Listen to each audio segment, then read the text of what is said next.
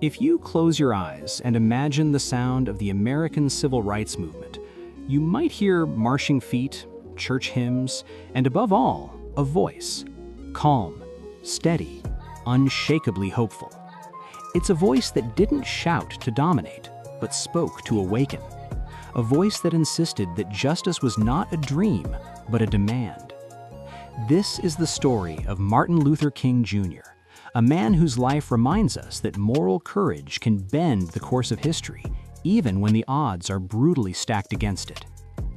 Martin Luther King Jr. was born on January 15, 1929, in Atlanta, Georgia, into a deeply religious and intellectually engaged family. His father, Martin Luther King Sr., was a Baptist minister, as was his maternal grandfather. The Black church was not just a place of worship in King's childhood, it was the center of community life, education, and resistance in a segregated society. From an early age, King was confronted with the realities of racial injustice.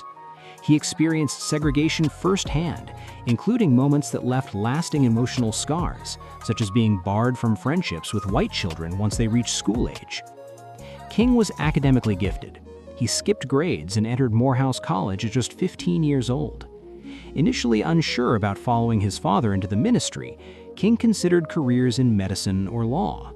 But during his time at Morehouse, under the influence of mentors like Benjamin Mays, he began to see the ministry not only as a spiritual calling, but as a platform for social change. After earning his degree in sociology, King attended Crozer Theological Seminary, where he distinguished himself as an exceptional student, graduating at the top of his class. It was during these years that King encountered the philosophical ideas that would shape his leadership. He studied the writings of Henry David Thoreau, particularly the concept of civil disobedience, and became deeply influenced by Mahatma Gandhi's use of nonviolent resistance against British rule in India. King came to believe that nonviolence was not passive submission, but a powerful moral force capable of exposing injustice while preserving human dignity. He later earned a doctorate in systematic theology from Boston University, grounding his activism in a rigorous intellectual and ethical framework. In 1954, at just 25 years old, Martin Luther King Jr. became the pastor of Dexter Avenue Baptist Church in Montgomery, Alabama. It was there that history found him. On December 1, 1955, Rosa Parks was arrested for refusing to give up her seat on a segregated bus. The Black community of Montgomery organized a boycott of the city's bus system, and King, relatively new and not yet politically entrenched, was chosen to lead it. The Montgomery bus boycott lasted 381 days. During that time, his home was bombed, he received constant death threats, and he was arrested. Yet he continued to preach nonviolence, even as pressure mounted to respond with anger or force. The boycott ended in victory, when the U.S. Supreme Court ruled that bus segregation was unconstitutional. Overnight, Martin Luther King Jr. became a national figure and a symbol of a movement that was only just beginning. In 1957, King helped found the Southern Christian Leadership Conference, or SCLC, which aimed to harness the moral authority of Black churches to challenge segregation and injustice across the South. Over the next decade, King emerged as the movement's most visible leader, organizing protests, marches, and campaigns that targeted the legal and moral foundations of racial discrimination.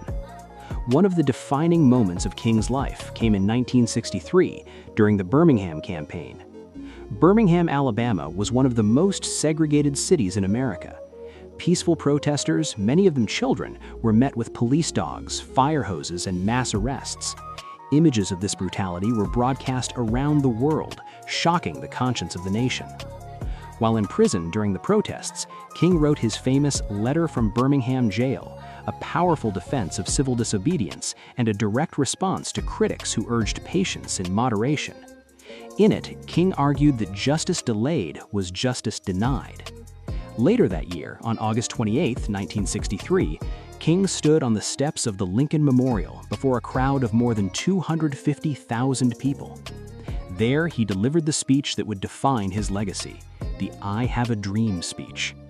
Drawing on biblical imagery and the language of the American Constitution, King articulated a vision of a nation where people would be judged not by the color of their skin, but by the content of their character. The speech did not end racism, but it reshaped the moral language of America. King's activism directly influenced landmark legislation.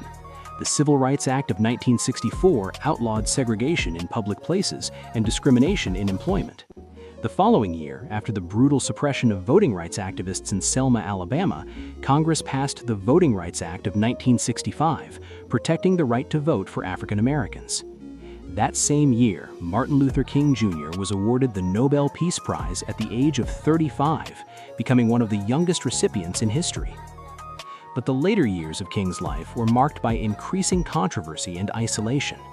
As legal segregation fell, King turned his attention to deeper systemic issues: economic inequality, poverty, and militarism. He launched the Poor People's Campaign, arguing that racial justice could not be separated from economic justice. He also spoke out forcefully against the Vietnam War, calling it a moral catastrophe and criticizing the U.S. government for prioritizing violence abroad over justice at home. These positions cost King support. Many political leaders distanced themselves from him. The media became more critical. Even some allies within the civil rights movement felt he was stretching his influence too far. The FBI, under J. Edgar Hoover, surveilled King extensively, attempting to discredit him through intimidation and smear campaigns. Despite this, King remained committed to nonviolence and hope. In early 1968, he traveled to Memphis, Tennessee to support striking sanitation workers who were protesting unsafe working conditions and unfair wages. On April 3rd, he delivered what would become his final speech, now known as the Mountaintop Speech. In it, King spoke with haunting calm about the possibility of his own death, declaring that he had seen the Promised Land, even if he might not reach it himself. The next evening, April 4th, 1968, Martin Luther King Jr. was assassinated while standing on the balcony of the Lorraine Motel. He was 39 years old. His death sparked grief, anger, and unrest across the nation, but it also solidified his place in history, not as a flawless hero, but as a human being who chose courage over comfort, love over hatred, and action over silence. Today, Martin Luther King Jr. is remembered through monuments, speeches, and a national holiday. But his legacy is not meant to be frozen in time. King did not ask to be admired from a distance. He asked to be followed in principle. He believed that the arc of the moral universe bends towards justice, but only if people are willing to bend it. His life reminds us that progress is never inevitable. It is built, step by ordinary people who refuse to accept injustice as normal. Martin Luther King Jr. showed the world that nonviolence is not weakness, that hope is not naive, and that one voice rooted in truth and courage can echo far beyond a lifetime.